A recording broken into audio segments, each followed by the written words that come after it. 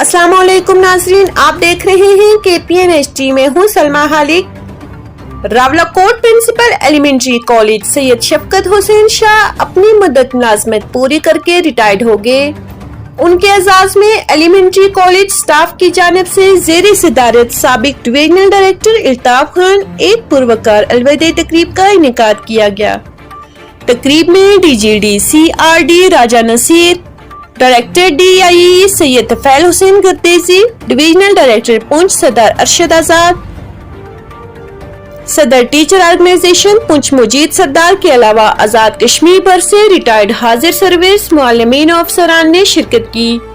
तकरीब से खिताब करते हुए मुकर्ररीन ने कहा कि सैयद शफकत हुसैन शाह कायदाना सलाहियत रखने वाली शख्सियत, बाअसूल, दियानतदार, फर्जशनास, शफीक मुअल्लिम और बेहतरीन तरबियतकार शख्सियत है।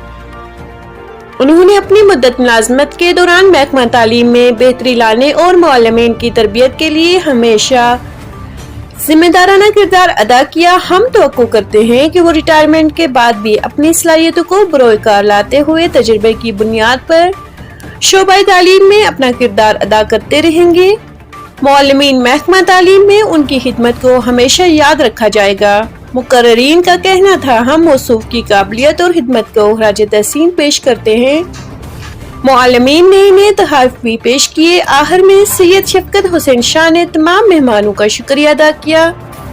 मज़ीद न्यूज़ अपडेट्स के लिए देखते रहिए KPN-HD।